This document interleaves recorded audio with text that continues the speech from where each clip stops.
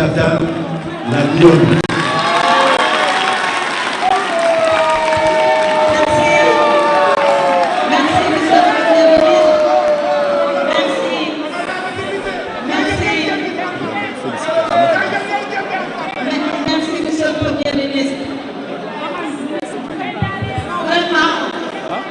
Je ne sais pas qu'est-ce que je vais dire après le brillant exposé du ministre Pape Malick Ndour.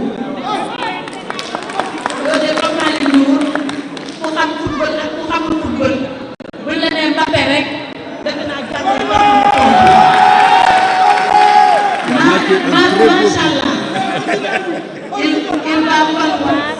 il va falloir faire preuve de beaucoup de pédagogie pour parler après Pape Malick Ndour. Vraiment, félicitations, monsieur le ministre. Cela dit, je voudrais qu'on sache quel est le format de cette sortie publique. Cette conférence, certains ont dit, elle a été organisée par l'APR. Mais vous allez constater les personnalités qui sont là au présidium. Vous verrez le ministre Mamadou Talla, vous verrez le ministre Mansour Faye, vous verrez le ministre Moussa Baldé, vous verrez le ministre Dame Ndiaye, vous verrez le ministre Alioune Ndoye, bien évidemment le premier ministre Sidiki Kaba, le ministre Pape Malick Ndour, vous verrez le ministre El Hadji Manioum, vous verrez le ministre Abdoulaye Seydou Sow. Vous allez voir le groupe parlementaire Takku Wallu Sénégal, l'honorable député Farba Ngom,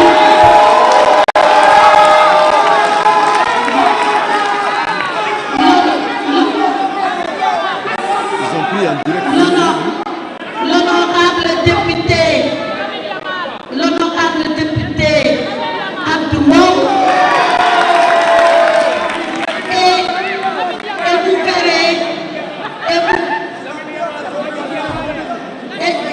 et vous verrez avec nous, et on me signale que le ministre d'État Augustin Tine est là, et on me signale que notre frère allié, le ministre d'État Babacar Gaye est là.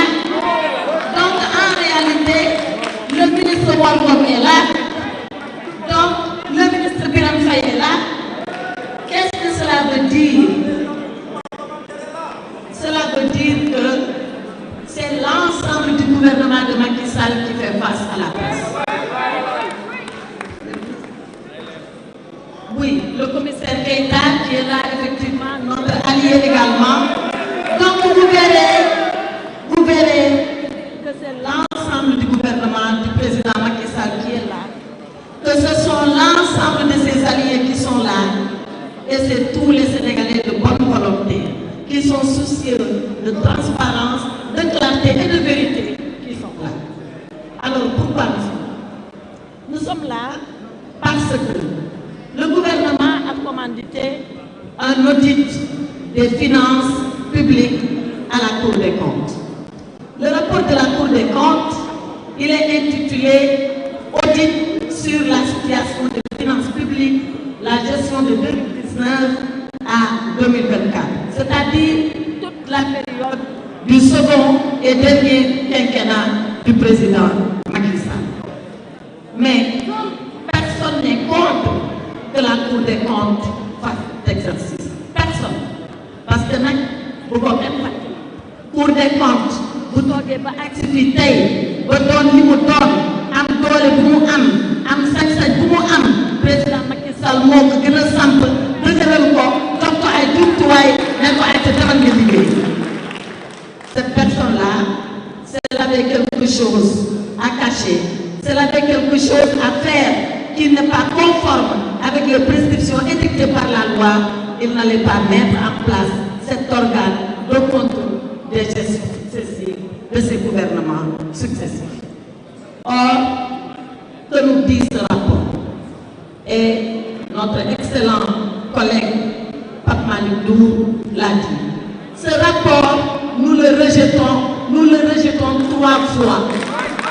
3 fois nous rejetons ce rapport. Nous le rejetons d'abord sur la forme, nous le rejetons sur le fond et nous le rejetons sur la finalité.